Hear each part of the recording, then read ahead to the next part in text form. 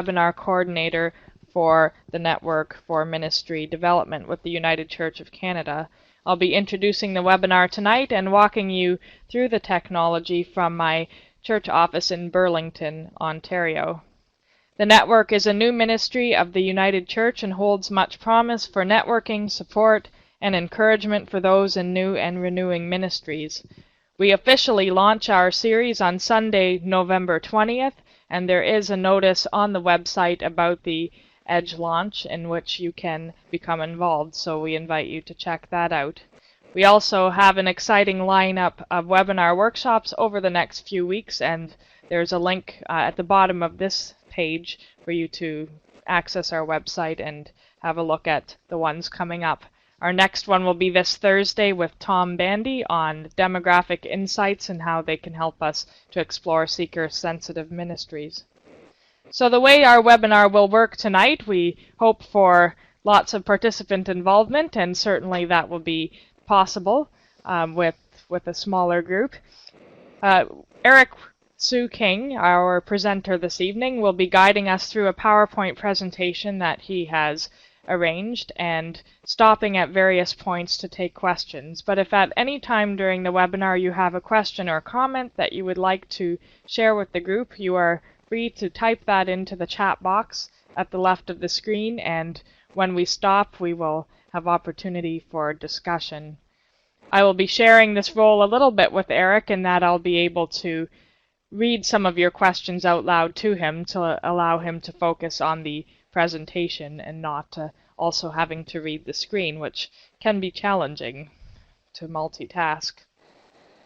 If you would like to communicate with someone privately, there is a way to do that, and at the left of the screen in this chat box where we've been chatting, the top right of that box, you'll see a little drop-down menu, and if you click on that, there's an option to start chat with, and you can select one of the other participants or myself or Eric if you would like to contact us directly.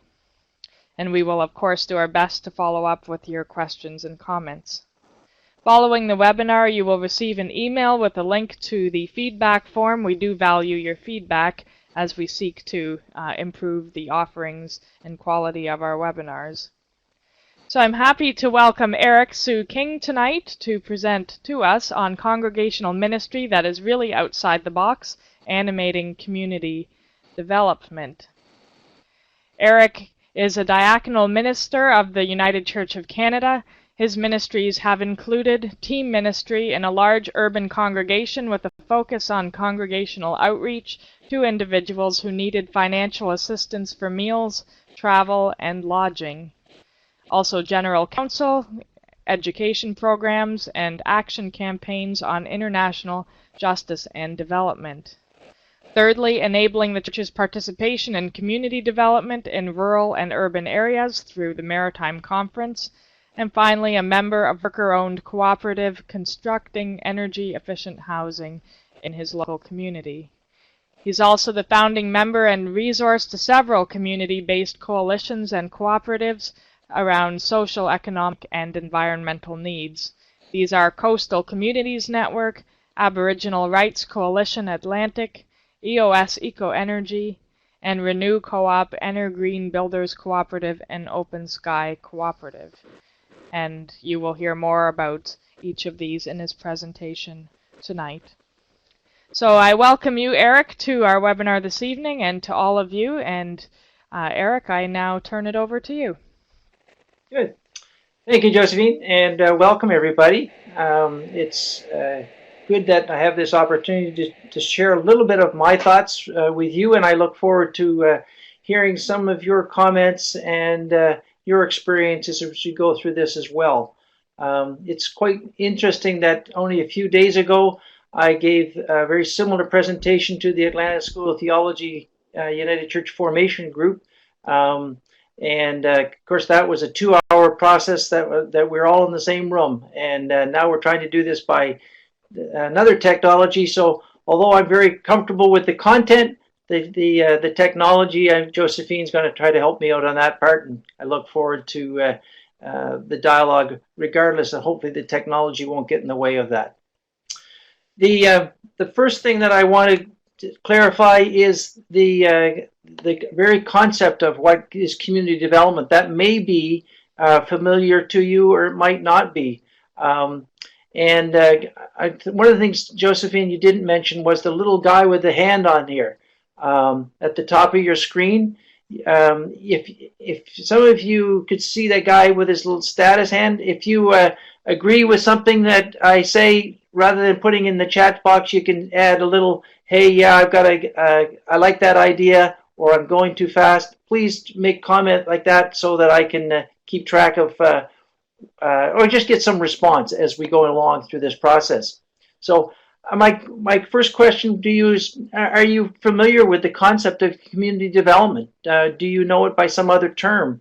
What I mean by community development is working with groups or individuals' needs and resources identified in the community through collaborative actions, voluntary work that develop the sustainability of that community. And in my work, that needs to be an integrated, sustainable work. It needs to involve social, economic, sometimes called socioeconomic, environmental, and for my involvement, and I suspect for you, spiritual.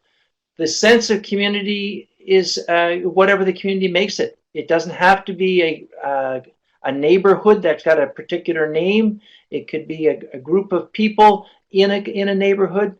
The work that I get involved with in the Sackville area often goes by the name of Tantramar, and that's just a name of the marsh that's in our area. And but it's actually not a registered community or incorporated body at all. So it doesn't make an awful lot of difference of how you define that region or community. It's whatever the group itself accepts as a way of talking to each other on a collaborative effort. We've had a lot of history of the church's participation in community development over the years. Basically, the church has always seen itself as the ethical and spiritual foundation for most of the cultures in Canada. Not all. There's lots of other religious background and foundation of that. But that's one of the ways that the church has seen its sense participating in community. We've not often seen ourselves as institutional agents of social change. We will speak out about different issues, but real agents of making significant change in society, there's only a few examples, I would say, of that. One of those would be our open support for gays, lesbian, transgender, all of that GBLT group. That's one of the things that I think the church did provide, acted as an institutional agent in that work. But often there's still a lot of times when there's strong Christians and social activists get involved, but they're often seldom supported by the institutional churches. And that's very true for community development work. You may know some of those people in the history of Canada. Tommy Douglas, a strong Baptist, was one of the founders of the Universal Healthcare. J.S. Woodsworth, back in the early 1900s, was a founder of several democratic socialist parties. Those of you that have any awareness or experience in the Maritimes or familiarity with the co-op movement in Canada would know of the Antigonish movement. Father Moses Cody and Jimmy Tompkins, two Roman Catholic priests who were pushed aside by their Catholic bishop and said, go off into the hinterland and get lost. And they refused to do that, and they got in touch with the farmers and the fishermen in those areas and formed all sorts of cooperatives and credit unions throughout the region, and collaborated later with the St. Francis Xavier University Extension Department, and developed a whole movement out of that in the 1930s, 40s, 50s, and 60s in this maritime region. One of the people that's not as well known in that period is J.D.N. MacDonald. There's a book called The Unorthodox Clergy, and that tells that story of J.D.N. MacDonald, a United Church minister who was probably the most involved United Church minister in in the Antigonish movement and helped form all sorts of credit unions and cooperatives across Canada. Um, Interesting to know if you know of any of those bottom three in any of your local work in your congregations or in your communities, because they are significant people in Canadian history. There's one particular piece of history that you may not be familiar, and this is where I would like to hear some comments from people, and that is the Economic Animation Project. This rose out of the 1980s economic recession. In the 1986 to 1989, they had a general council staff person called Joan Koyak, lives up in Sudbury now. Many of the conferences across Canada also had part-time staff, and their whole purpose was just to promote community development, to facilitate their congregations and presbyteries' involvement with this. One of the particular pieces that they did was they also provided training and financial incentives to assist United Churches to support that community development and socioeconomic enterprises. In this area, the Maritime Conference started to get involved with it in 1988, and that's the work that I did for 3 years there.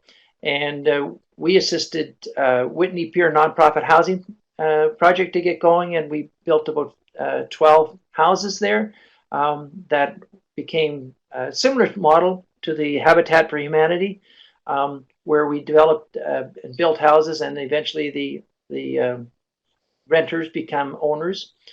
We work with a group in PEI, actually some of the people from Montague, and they developed this working group to address farm foreclosures and land use, which were big issues in the late 80s and early 90s, and that group continued on until at least the middle 1990s of just a group of people who are all very supportive of agricultural issues. One of the other pieces of work that we did in Sydney was helped a group of women create a women's resource center. The interesting piece about that was that although we started that process with them, there were some reasons why the churches couldn't continue to be involved, because in that particular climate, the churches they could not participate in the discussion around abortion at that point, and the Catholic Church was against abortion, of course. And so the Women Unlimited said, well, if we can't have the Roman Catholic too close to us as a participant, then the other churches should back off as well. And so the United Church backed off and provided more some distance support for them. That's one of the things we had to learn in this process, is when it's good to be involved and when you need to back off from that. We did provide some financial assistance to a couple of community socioeconomic programs. One was to develop a organic producers cooperative in PEI. This was at the early stages of organic farmers work, and there was a real need to get some market research done and some opportunities for increasing transportation. This was prior to the bridge going across, and we had to take the produce across by truck on the ferry. So we needed to work out that process. And then there was a small museum in Port Greville, Nova Scotia, that was housed in a church, but they were not economically sustainable because they were completely dependent upon government grants. So they asked for a small loan to get a gift shop up and running, to make use of a little space that they had that would be available for that, and to utilize some of the gifts and resources of that community. And as far as I know, that gift shop and the museum are continuing to go until this day. So that was some 20-some years ago now. The guiding principles for that work were very simple. That God's shalom, peace with justice, is manifested through community development. And that social ministry, and we often use those terms synonymously, social ministry and community development, is an integral part of a faith response. That if you're not doing that, your faith response is not whole. The other guiding principle was that whatever program we were doing, it had to have local leadership. And local leadership was not, quote, the clergy involved all the time. Sometimes it was members of the congregation, but the real determining values of that needed to grow out of the local community and not rely on people coming in from outside as experts. I'd like to pause for a moment and introduce the question that Josephine had posted up on the top, just to give you an opportunity to reflect on what's been your experience of engagement in community development. And if you could post a few of those in the chat box, and I'm going to continue, and then we're going to come back to some of those when we get to the second question. So I'd like to hear what has been your congregational experience of engagement in community development. It gives me a better sense of your context of ministry. I see some people are typing. That's great. I'm going to move a little bit to the broader question, and not just focusing on community economic development or community development, but some of the what's happening in our world, because whatever we do locally, we have to think globally. You know that expression that comes out of the international development movement of the 1970s and 80s. And there's nothing more true than working in community development, because there's no sense creating an economic project if it's not if it can't participate in some way in the broader economic context in which we're living. And thanks for people putting up their notes. I'll take a look at that as I go along. I have a really strong feeling that the dominant economic model that we're operating with now, which I would say is corporate capitalist model, it's not sustainable. And I would point to about three different ways of showing that, I would think. First of all, if you're listening to the news at all lately, you hear about Greece, you hear about Spain, Italy, Portugal, the United States of America. I've never lived in any part of my life to hear so much talk about the major countries of the world having financial problems like they are right now. And it's not serving the world well. We have huge parts of the world's population that are not benefiting from this. And you know the Occupy movement across North America, where 99% are not being represented by the 1% who are benefiting from this, our world. Well, that's been true for years. We all know this great disparity between the economic wealth that's created in North America versus what's going on in what we used to refer to as the third world or developing countries. Now we're just hearing about that more often now because it's coming home to our country and our continents. And now in the last, I would say probably 10 to 15 years, we're clearly seeing that the environment is a victim of that economic system, and we're fouling our planet. Our economic system is built upon consuming more products, producing more products, and we moving them throughout the world in a global economy that is cannot be sustained because we're running out of oil. And if you may be familiar with the peak oil concept, where we've now identified most of the oil in the world, and we're on the downside of using that oil. So it just cannot be sustained. So we need to create some other economic model in our world.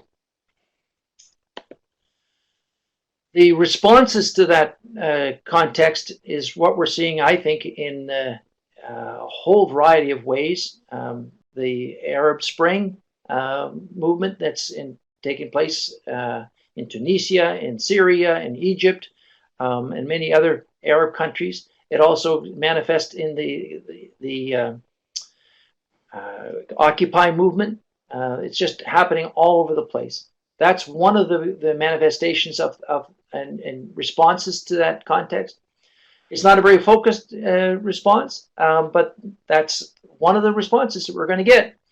The other is that we're going to get all sorts of major maneuvers to avoid that total collapse. And that's what we're experiencing now with the IMF or the International Monetary Fund getting involved, the European Economic Community making these huge bailouts to governments who are going in debt. It's a phenomenon we've never seen before. The other thing that it's a response is that people are creating and exploring alternative models. And there's all sorts of wonderful things going on that would be really helpful for us as the churches to become more aware of. And they really do integrate the spiritual, the environmental, social, and economic. The fourth response, though, is what a lot of people are experiencing, and that is disengagement and despair. And I find that particularly for the younger generation, if there's not a way for them to be engaged in some positive things, despair is a very real possibility for many of them.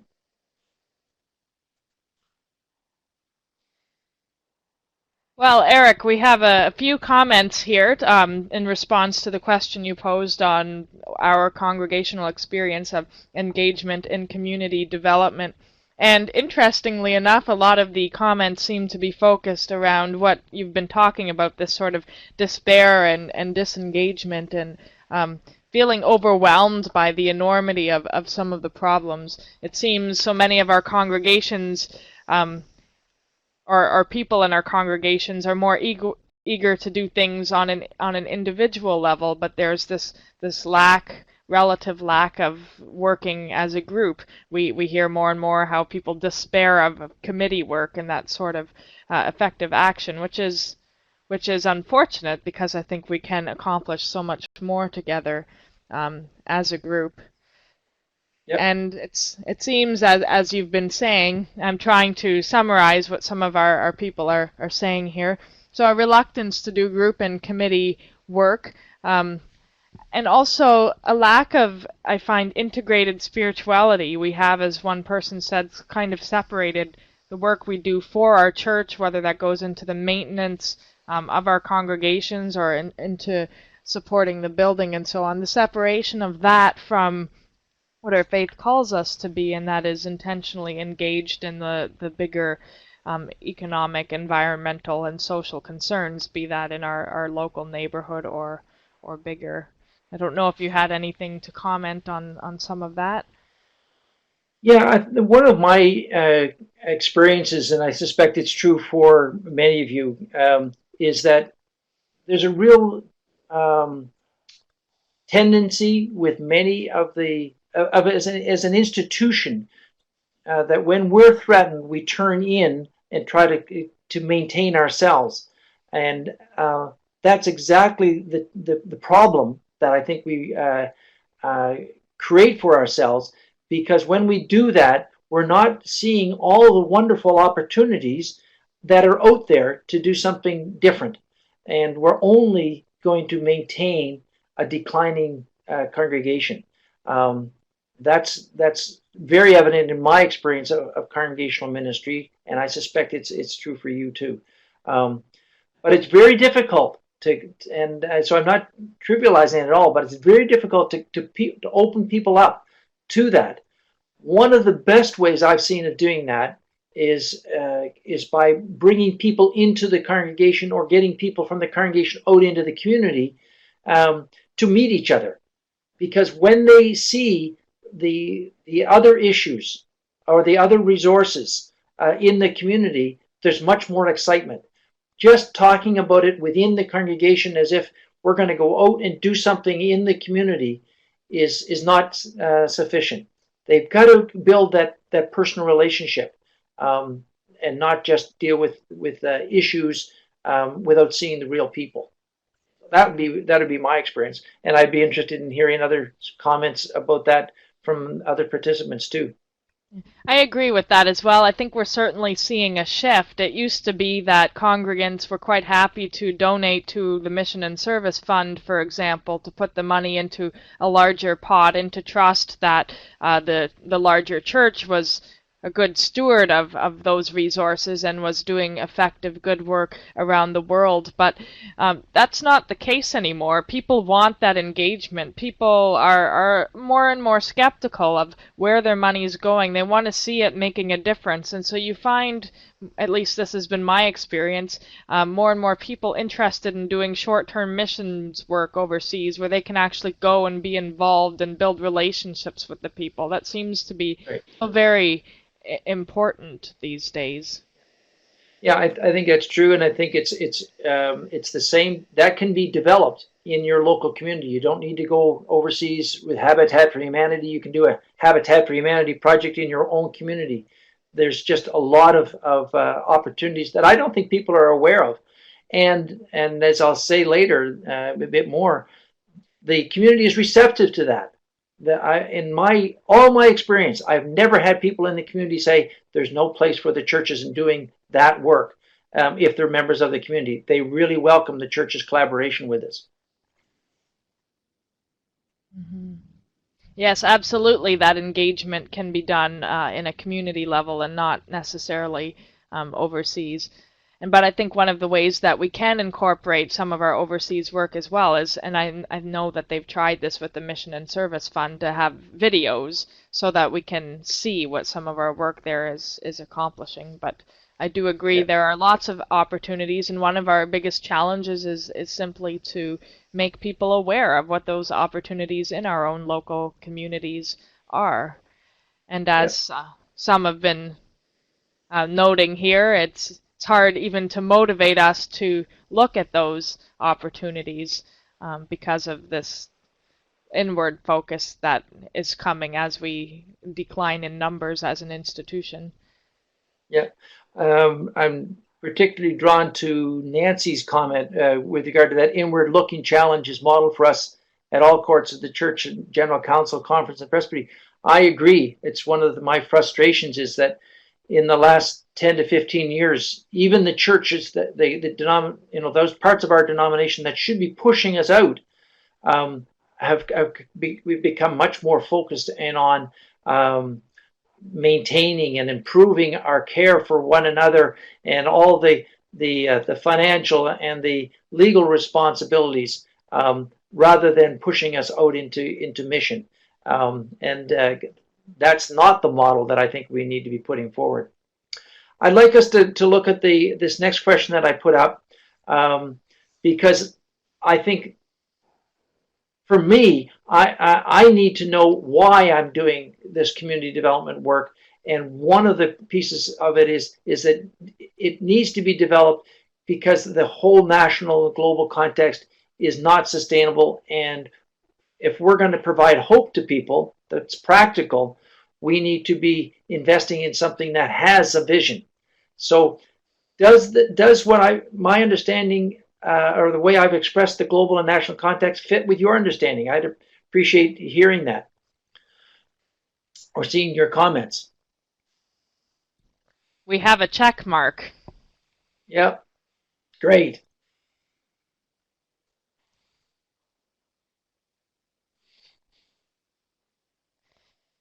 And we also have a question from Christina. How do we encourage our congregations when they are so overwhelmed with declining membership and financial problems? Christina, I'm going to come back to that one in a minute because that's where I end up in the presentation. So if I don't adequately answer that, we'll hopefully get it in a minute. Thank you. So I'm only seeing the one comment of check mark by Audrey saying that fits. Other people are okay with that. Let's move on then, because I think it's critical that we understand our economic global context and what the limitations of it are. Okay, I want to take a look at some of the roles the church can play. as I said earlier, it has provided an ethical, spiritual foundation. We can continue to look after the wounded. And I would say the wounded are individuals or whole categories of groups of society or the environment itself. They're all wounded. And we can provide local leadership for facilitating community development. That's what I'm about with community development work. Or we can provide prominent leadership, congregational ministers or moderators to uphold these alternatives and say, this is what we ought to be about to offer hope for our world. Those are the ways that I think we can do some of these things. So I'm going to explore each of those in a little bit more detail now. If I can get it to move one more. There we go. This isn't the one that I think that we have much difficulty with at all. It's desperately necessary. But unfortunately, the church has a decreasing impact because we have such a small portion of the population that come into our church. So we need to find ways of going out into the community to share that message. So that's the piece that I am about, is not not stopping the message and building that foundation, but taking it out into the community more. We need to find more forms for that. The world, and I would say particularly around environmental issues, needs some practical hope, because just staying in the church and talking about hope is not good enough. We could continue to look after the wounded. There's no shortage of ministry here. You know the story of the babies that float down the river and people keep rescuing them, but nobody goes up the river to find out who's throwing them into the water. What's the cause of all this? That's unfortunately that's the case here. We're going to have more and more victims. They'll only increase as the system becomes more desperate, as we do more exploration of oil in places where it shouldn't be explored, where we sacrifice more people to not having a pension any longer, or all sorts of things, because the system cannot be maintained. Now, some would say it's the crisis that's creating them. I would not agree with that. It's not the crisis that's creating them. They're just more visible at this time in the crisis. The system itself is what's creating these victims. The other part of the problem with just caring for the wounded is that it's not a very encouraging thing. The responders are going to be overwhelmed often very soon because they see no change and they don't know where there's hope. So that's going to be a limiting characteristic of that particular role. The third role that I've mentioned earlier is this local leadership, facilitating community development. I think it's particularly well suited for the church because we know how to build community. But as unfortunately, as we said in some of the comments, they often are internally focused. But they're often also limited to just the social, the emotional, and the spiritual. And they're unfamiliar with the economic and environmental communities. Those need to be integrated in that. We need some education about that. And as I said earlier, I've always been warmly welcomed as a participant leader in the community representing the church, either as a local congregation or as a conference staff person or general council staff. As long as you're in there as a colleague working alongside and not showing them how to do it or rescuing them, we're always warmly welcomed.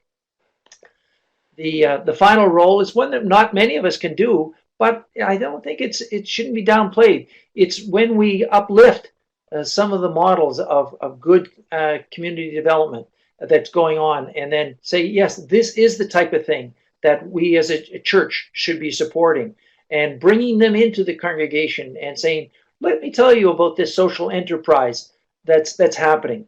That's a role that I think that we often forget, that we still have some credibility in the community, and we can get some press coverage, and many other groups can't get that. I think, yeah, that's the last part of that. So again, I would ask some input. There's what role would be your priority? I mean, those are not distinctive roles. They can be one. You can combine many of them, but I think each of us have a particular propensity to move toward one of those roles. So I'd be interested to know what roles you might be able to take on, or what would be your priority for your ministry.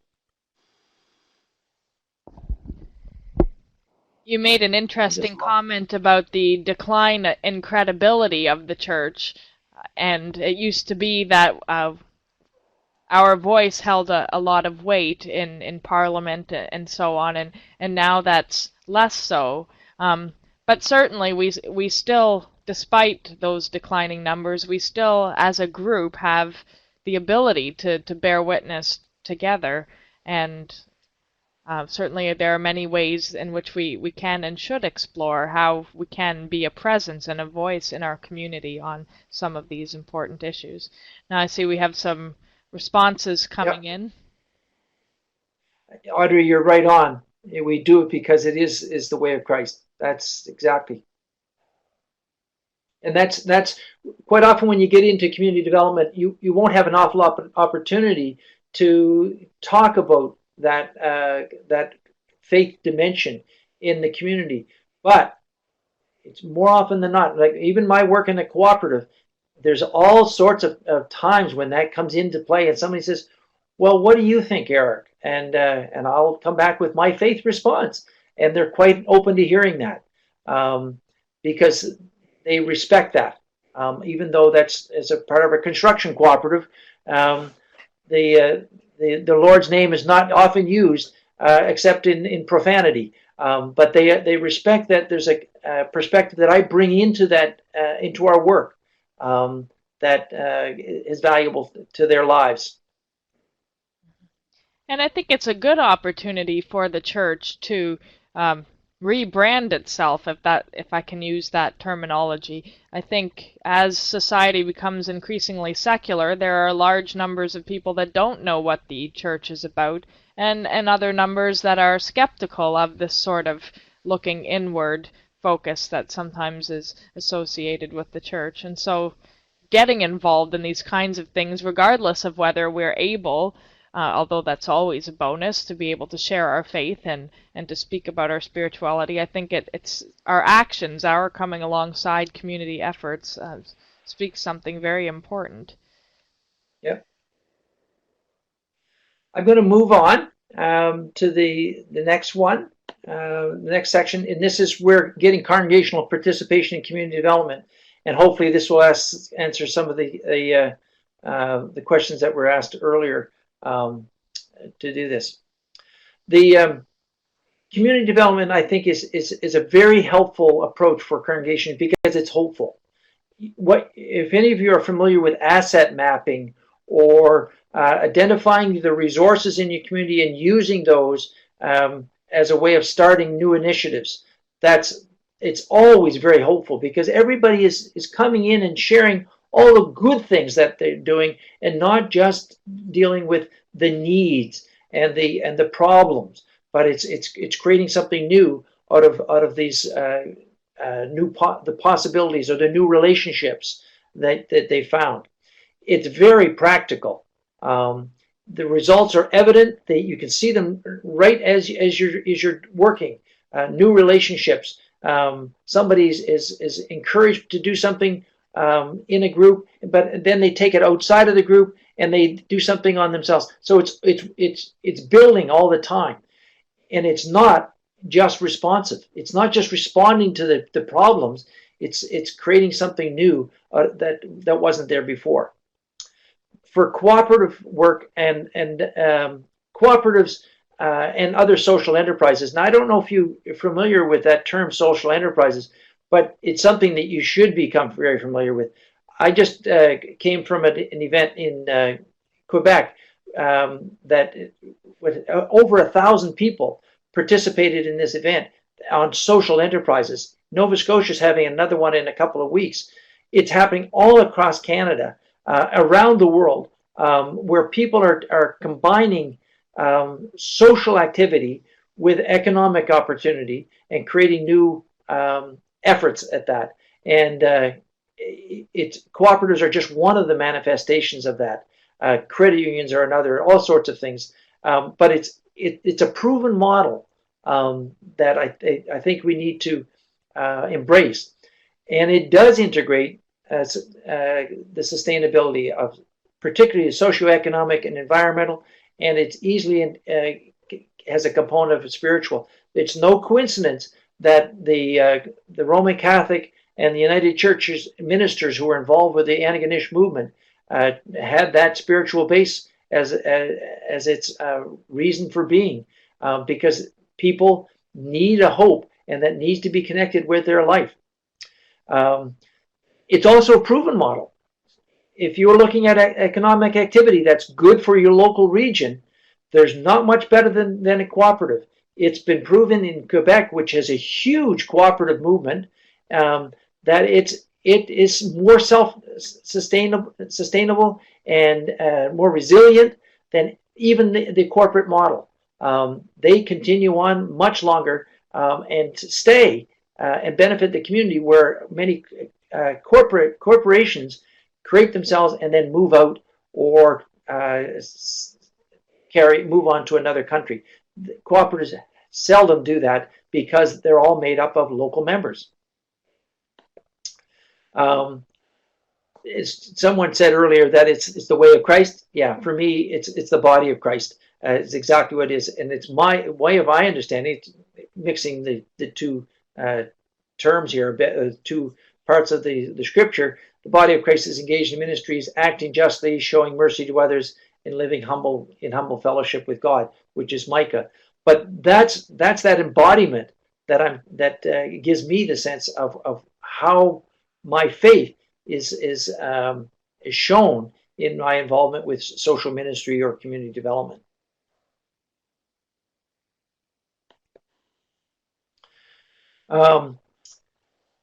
To do congregational, get congregational participation in community development, one of the tasks is that we need to better understand social change and community economics.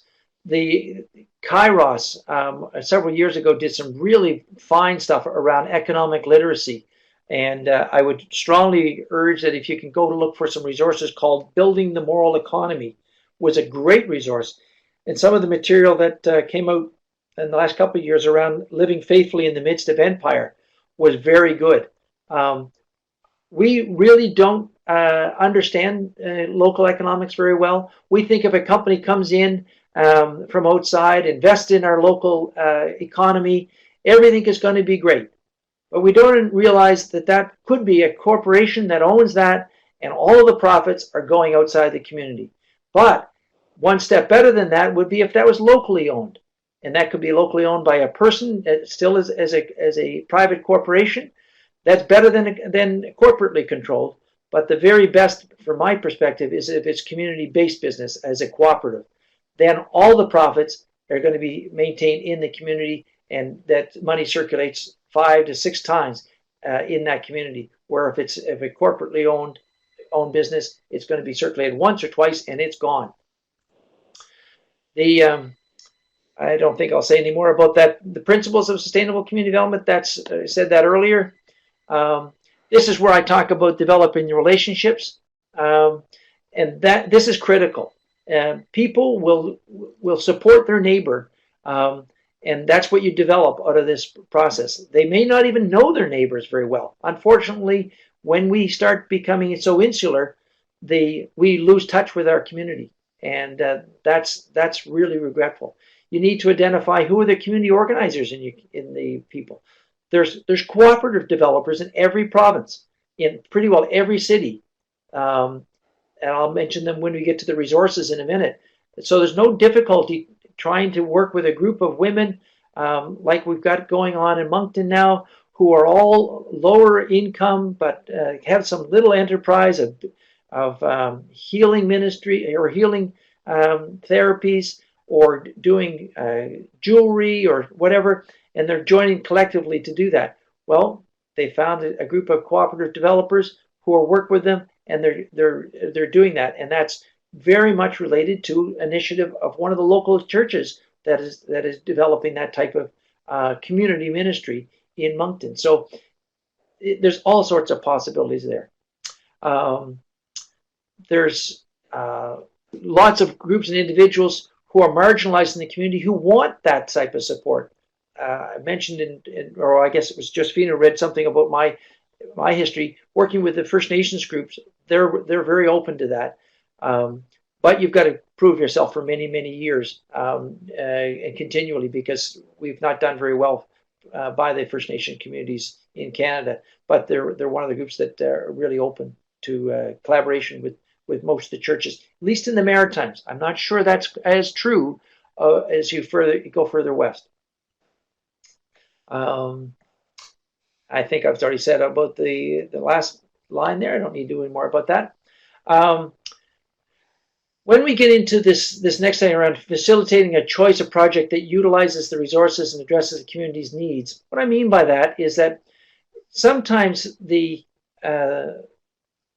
clergy often, because they're in there for a short and they need to focus, don't allow the community time to identify their resources and address the community's needs. We impose what we think is going to be the best project to go. One of the roles that I had to play in one of the presbyteries that I did some work with, the economic animation, I actually had to rein back clergy from taking over the leadership because the community was still not feeling confident in that leadership. And we needed to be patient, and we had to wait almost a full year for the community to rally around, and out of that came the Whitney Pier nonprofit housing. But if we had got in there, maybe we would have built a year or two, a couple of houses in a year or two, but I don't think we would have ever got the 12, and I don't think it would have been sustainable. So you've got to allow the local leadership to take the lead on that. One of the things that we did with the Economic Animation Project, and this is a role that you can play, is get that wider churches and community support for that effort. Don't just leave it with the local group. Take it into your congregation. Take it back to your presbytery. Take it to the Rotary Club or whatever. You will have connections in the community and the church that the many people in the community don't have. So create opportunities for that. The media is a great place to do it. Most of the rural communities have weekly papers, and they love articles that are written up about these activities. They don't have the time to write them themselves, but if you can do it, they'd be great. So the last question is, what place do you see cooperative development might have in your congregation's life? Is it realistic to do that? And this is where I'm going to go back to reading some of your questions. So if somebody else wants to add more, I would appreciate that. I wanted to make a comment, first of all, on a post. I think it was Nancy that posted this earlier. So while you are typing your responses to this question here, the comment was that community and how we define it is changing. It's not always limited to geographical context, and we have a lot of mobile people in our society, so identifying need becomes a different thing when you're dealing with a context where people work in one city, live in another, do their shopping in another place, and the whole advent of Facebook and social networking has drawn people together in different ways and in different configurations. That's very true. We have a lot of cooperatives now that are developing across Canada.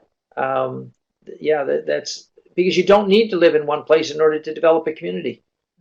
They can have similar interests, or they can come from similar ethnic backgrounds. There's all sorts of ways of gathering the community. Mm-hmm.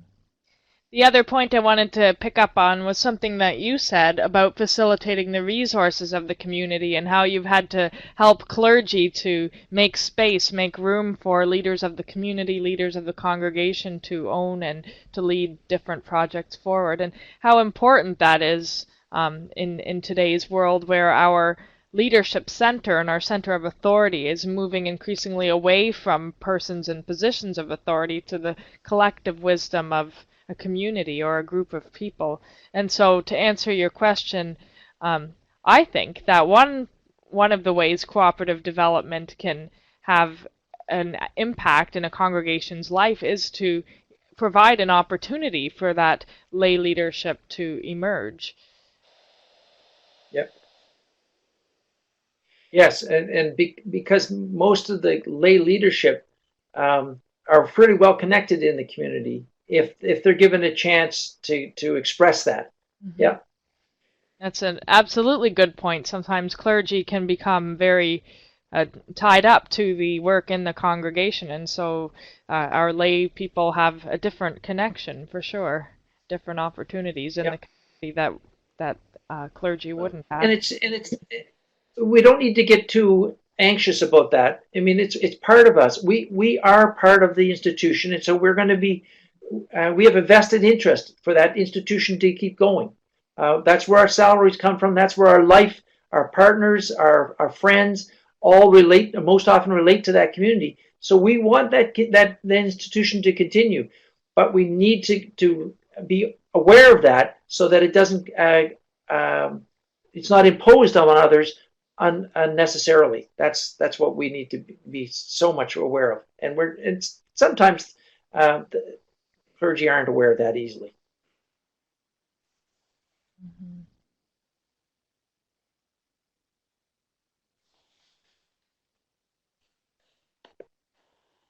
Mm-hmm. So we're just about getting to our time. By Nan. Okay. A comment by Nancy D. here. Many local service groups are experiencing the same decline in membership and commitment, and that's absolutely true. It's not just the church; it's affecting all of our culture. Yep. I think we need to look at that the same way as we look at the decline that's happening in the churches. Some of that is just straight demographics. We have less people who are able to participate in that way like we had in the past. It's never going to be, mom's going to be able to go out and do her volunteer work while dad goes to work. That's not the society that we live in. We haven't lived in that society for 15, 20 years at least. But so we need to look at things differently than we did in the past. And so I know the Rotary clubs and the Lions clubs and all sorts of groups are experiencing that difficulty. But that doesn't mean that we don't have that those groups can't do something, but they and we need to do things differently. We can't rely on the heavy volunteer work that we've done in the past. We need to be more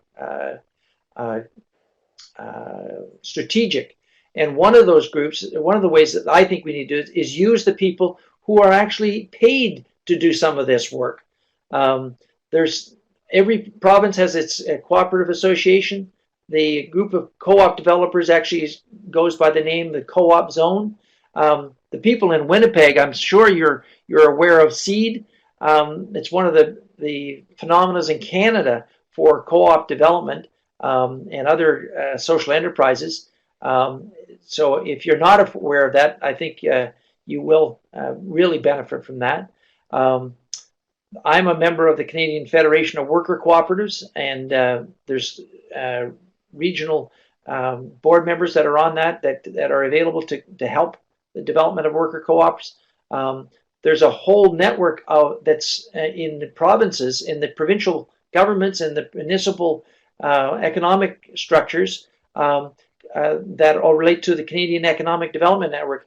And it was actually started by a United Church person out in BC who was part of the Economic Animation Project back in the 1980s. And it's a phenomena that's huge.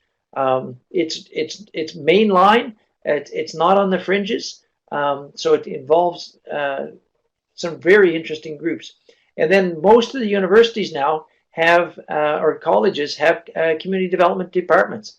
There's some excellent degrees and the coursework that you can get connected with. And then finally, here's some print resources.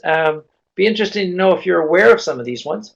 Resurgence. It's a wonderful magazine that comes out of England. That it's been around for at least 5 to 10 years that I'm aware of. And it explores the interface between the environmental, spiritual, the economic, and the artistic concerns. And it's really looking at alternative economic models. It's a very, very good magazine. And it really does integrate the spiritual, not just the Christian. There's a lot of other world religions that are explored in that as well. The magazine called Making Waves, some people may be familiar with that title of that book or that magazine, but it's not the one I'm referring to. Making Waves used to be, or still is, I think, a magazine around community development, but there's also a United Church title of that for women's ministry and women's issues. I don't know if that's still available or not, but what I'm referring to is just involved with community development. And then if you're not familiar with this author, Pedagogy of the Oppressed, it is the basis of the work of community development work. Paulo Freire was a Brazilian who lived many of his years outside of Brazil because of the persecution that he suffered within Brazil, and worked with the World Council of Churches. This book is the first of many books that he wrote around how you enable people to look at their issues and act on them with integrity. And it's sort of the basis of community development work. And if you're not familiar with that, I really urge you to have a read of that book and some of his subsequent books after that. So that is the end of the my presentation.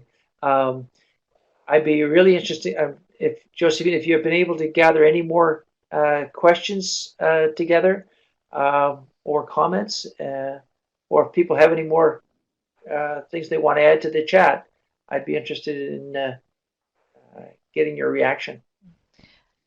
Thank you, Eric. I think we've covered most of what people have commented here. If I've missed something, please feel free to remind me, or if you have a final question or comment, feel free to type that in.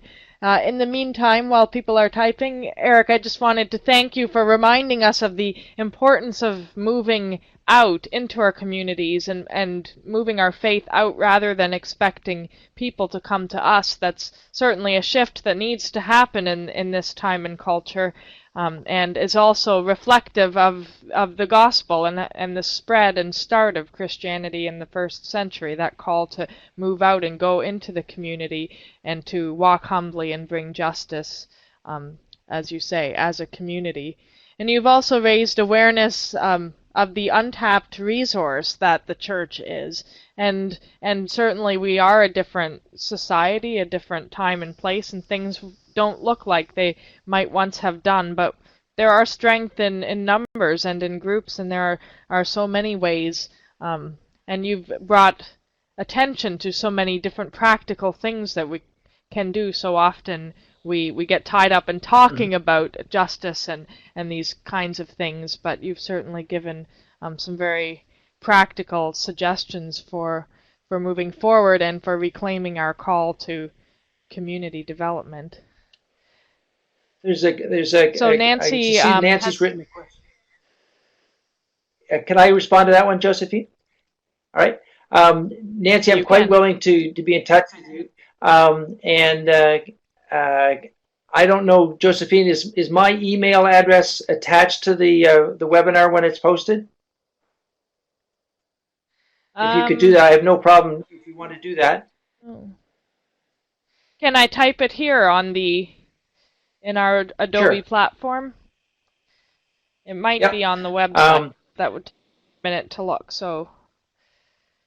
Yeah, and I wanted to mention something else. You talked about getting groups together. My experience is that to make these changes or to engage in community development, you only need 3 to 5 people. That's all you need. You do not need a large group of people. A lot of people will watch from the sidelines and applaud, and that is sufficient. But if you had 3 to 5 people who are keen on working together, that's all you need to develop a good project. Okay, I've got your email address there. I believe it's the correct one. Yes, that's my work email. The other one is the Tusz-King at Eastlink. You have that one too? Or I could... At eastlink.ca. CA. Yep, you got it. So either one of those will get me. And I'd be quite interested in carrying on a dialogue with anybody about that. And get you in touch with some of the resources that I know about that you may not be aware of in your own community. And you're quite welcome. Multiple attendees are typing.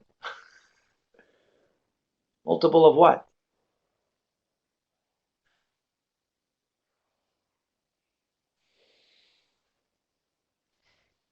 Good. Well, we are hopeful that this has given you some good ideas for bringing back to your communities and to get started as you move out into your congregations and through them into the community. Just a reminder as well that there is a recording of this webinar and it will be available in the next week. Sometimes takes a few days to be posted on the website, but you can see a link to the recordings down in the discussion notes box here, and you can find that on the website by searching under past webinars. Also, I will be sending out a link to the feedback form, which we hope you'll take the time to fill out. And finally, remember to take a look at our other webinar offerings and to spread the news. So to sign off from this webinar, you just need to click the X at the top right of the screen. But before we do that, I'll give you, Eric, the last word. I just see that you mistyped the email address for Tusz-King. There's no hyphen. Okay. So just remove the hyphen in Tusz-King, and that's all I just noticed. But I really do enjoy the opportunity to meet with you. And Josephine, thank you very much for your monitoring and contribution to the conversation. It's been very helpful. Let's carry on the dialogue and continue to show God's love in the world in many ways, and this is just one of them. So thank you. Great. Thank you. Have a good night.